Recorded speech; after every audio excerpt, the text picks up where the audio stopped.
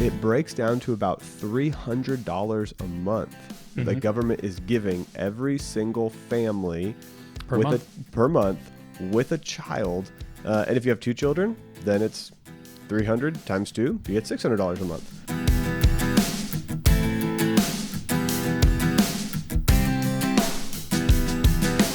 Welcome to Getting Money Right, a show dedicated to helping you achieve financial freedom through education and inspiration, so you can be free to pursue your true life's purpose.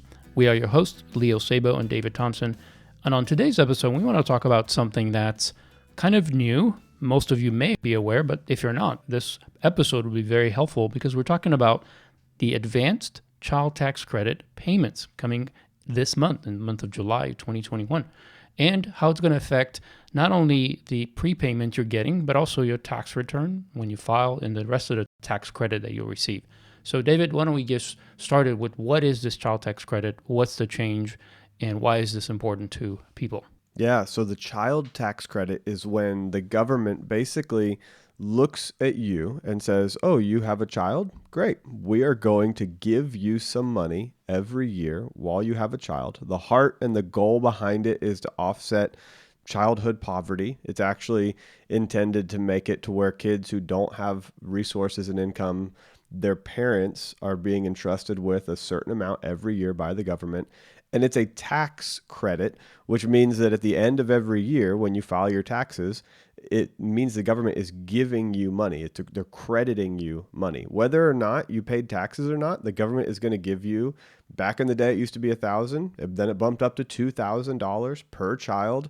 And with this new round, what they've done is said, we're actually going to bump it up to $3,600 per child under the age of five and under. And so with that, it breaks down to about $300 a month. The government is giving every single family per month with a child. And if you have two children, then it's 300 times 2, you get $600 a month. Now, what's interesting here is it's always been a tax credit at the end of the year when you file your taxes. And families would get this big lump sum of $1,000, $2,000, whatever it was per child. Yeah, and usually it was a tax credit in the form of if you're working and you're paying, let's say, $6,000 in taxes, federal taxes over the year, you would get that tax credit. So if you had two children, you'd get a $4,000 tax credit. So the $6,000 that you've paid that already throughout the year. You'd only be required then to pay two because you'd have a $4,000 credit. So you get that $4,000 back. Yeah, it's amazing. So here we are this year. The government is doing something different where they're actually going to send out the paychecks in advance. They're not going to wait till the end of the year and give you a big credit at the end of the year on your taxes. They're actually going to start sending out the payments now. And that's why they call it the advanced child tax credit, because they're advancing the money instead of waiting till the end of the year. Now, between now, this is June, July, between now and the end of the year, you've got 6 payments that are coming. If you have a child under the age of 5 and under, you're getting $300 a month for those 6 months. So you can look at about $1,800 coming in between now and the end of the year. And then the other $1,800, because remember it's $3,600 total, the other $1,800 will show up as a credit on your tax bill. Right. So your tax return. Exactly. Yep. So this is a unique change. The government is going to be sending checks for those who have kids 6 and under. You have a 5 and under, 6 and under, $150 a month. Yeah, and then or $300 a month. Yeah. Yep. And then for children that are between 6 and 17 years old, it'll be $250 per month because it's a total of $3,000 tax credit per year. Yep. So it's 5 and under is $3,600 a year credit. 6 and over, up to 17, is $3,000. So you'll either get a $250 per child if they're over 6, or $300 per child if they're 5 and under. Yep. So that's significant. If you have two children that are under 5 or 5 and under, you're going to get $600 a month for the next 6 months. That's $3,600. Then you'll get another $3,600 when you file your tax return. Yeah, if you have two kids. For two kids under 5. Yep. If it's two kids over 6 or 6 and over, then you're going to get $3,000 between now and December and another $3,000 when you file your tax return. And this is for the 2021 tax year. Now, it might change in the future. More than likely, and this is something David and I discussed, more than likely the government will want to continue to make these payments. And there's a reason behind that. When people are getting this credit per month, it's easier to use it for the things that you need, right? I mean, if a family is really struggling, $300 a month, or $600 if you have 2 kids, right? That's significant income bump, right? That's like half your rent almost. And the government is going to give it to you either way. So I suggest that there's a good possibility that the government would want to continue to make that payment month per month. They may not, who knows? But ultimately, if they do, then that's a bump in income, let's say, right, for every family that has children. Well, and you should have to look at the incentives. So the incentive for an elected official is to make the people happy. And the incentive is to get reelected.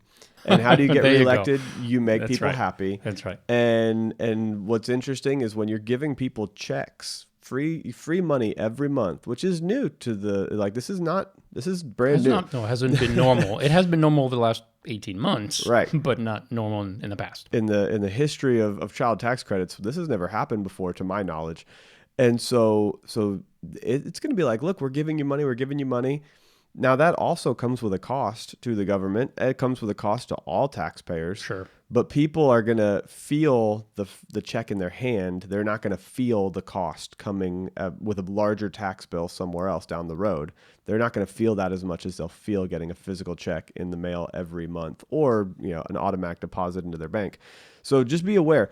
This is something that once the government starts giving away money, it's hard to stop. And you have more conservative politicians that say, hey, we're not going to increase taxes.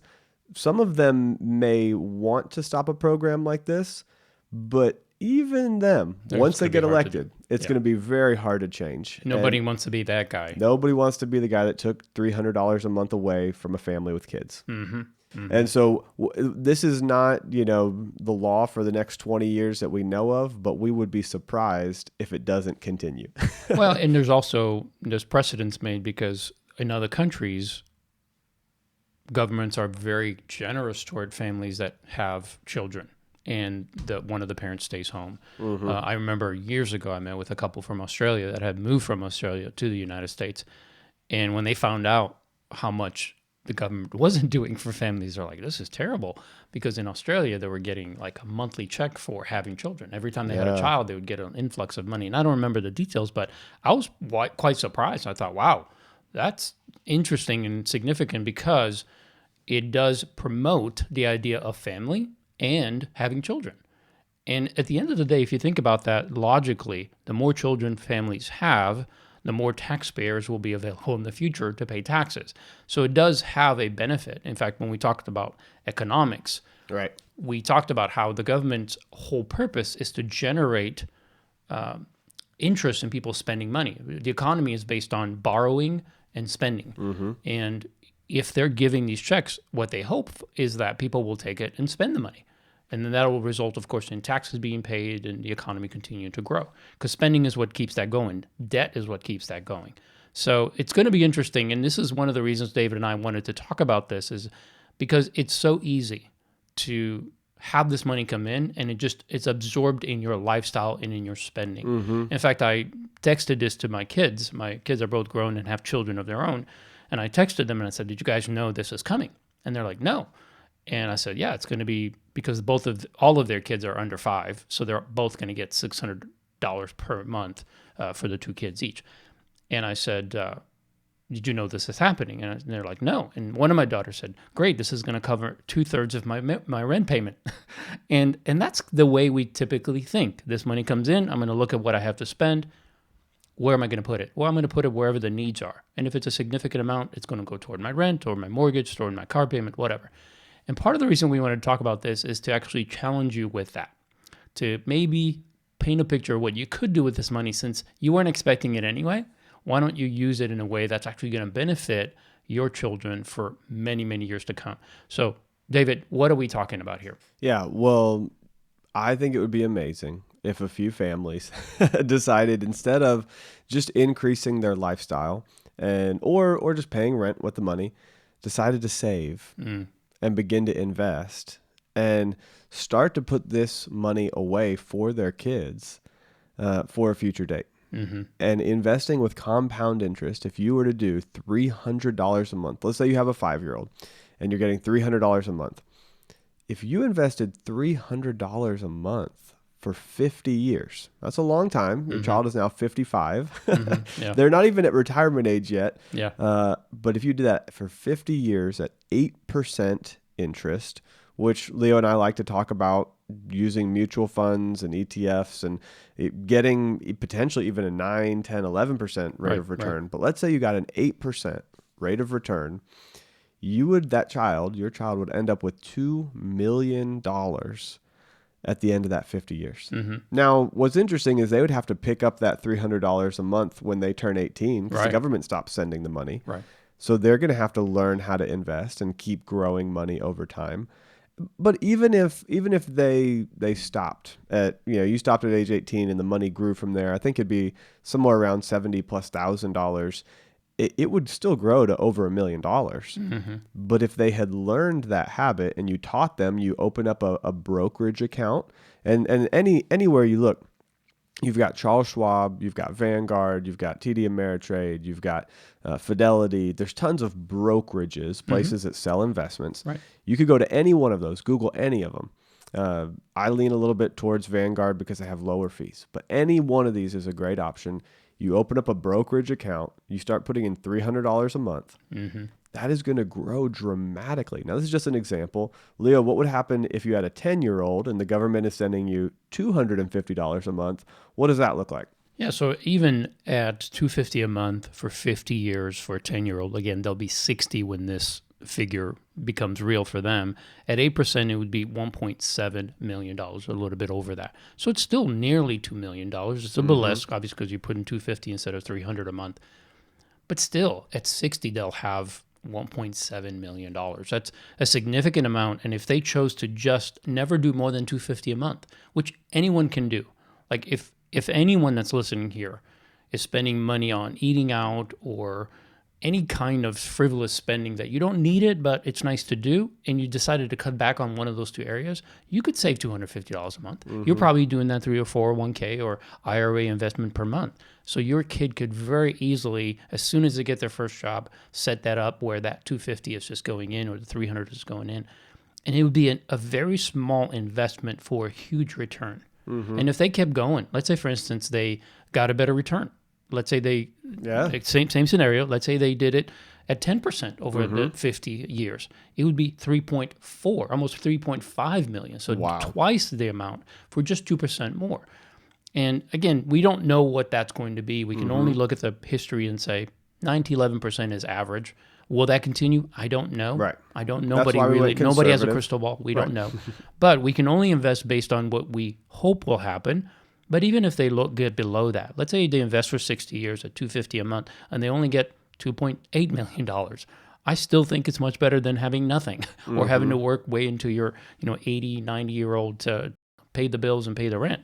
So it's just a great opportunity. I think it's also beneficial in the sense that you're doing something for your child and you're modeling for them an investment over a long period of time. So as they see this grow, when they turn 17 and they see that you've already invested, tens of thousands of dollars in there and that it's grown a significant amount over that 10, 15 years, they're going to be motivated to say, well, I'm going to continue to do this.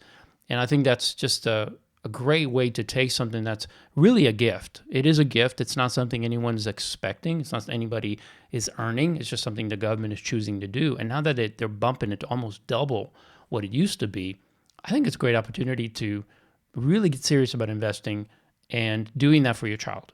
If you're not doing it for yourself, certainly do that. But this is a very low entry, no expense to you personally type of investment that will benefit your kids. And yeah, some of that could be used for college and other expenses as well.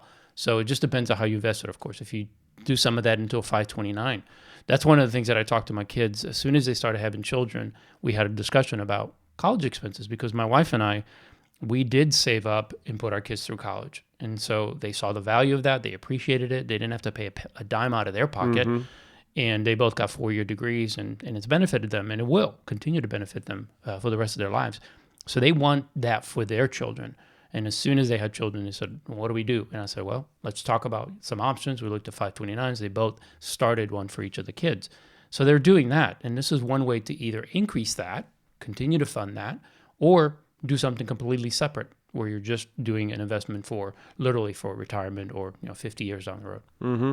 I saw a funny meme the other day, and it was a girl in an office chair, and she was kind of daydreaming, and she was looking up, just the ceiling like, oh, if my parents had put away $100 a month for me from the day that I was born, to the day I turned 60, I would have $1.5 million. And then she, dips her head down, turns back to the computer and is like, but they didn't. So I have to go back to work now. Yeah. It's funny. It was a funny meme. And so it just, what Leo and I want you to do is to think a little bit differently. Yes, this money is coming in if you've got children. And we want you to continue living on the written plan and budget that you've got in place, and think about investing this money, going up and opening a brokerage account. If the government is dropping $300 a month into your account, as soon as it hits your account, turn around and transfer it over to one of these brokerages and start investing it for your kids. Definitely make it automatic. Otherwise, it's very easy to stop. So don't do that. Yes. Well, I hope that you've enjoyed this episode. I hope that you'll rate, review, and subscribe. And also head over, Leo, where can people spend more time with you? They can come over to leosabo.com for now. We are working on, as you guys all know, who have been listening for a while, we're working on both developing a website and some courses that we're going to offer hopefully later this year. And part of that is we've actually already got the website, but we won't let the cat out of the bag quite yet. Yeah. But we're building that out, and we're going to build out some infrastructure. So for now, go to leosabo.com. There's resources there. There's blogs. There's, of course, this podcast and others like it. And honestly, I think most people go to their app for their podcast, but you can go there and get the show notes or any other information you wish. We also have some resources on there that you could use so that if you're not budgeting, if you don't have a system, we go through and teach you that system. There's videos, there's downloadable Excel spreadsheet that you could use. And that's just to teach you. If you decide to use an app or some other process to manage your money, that's totally fine. We're not here to dictate on how to do it. We're just giving you a basis on how to do it. And that information is all available at leosabo.com. That's right. I'm on the draft page of our website right now. It is super cool. I can't wait till we're able to share our website with you guys. So be ready for that. And I hope that you'll share this episode with a friend that has kids. If you know somebody in the office or a family member, just share it. Send it in a text message over to them and say, hey, check this out.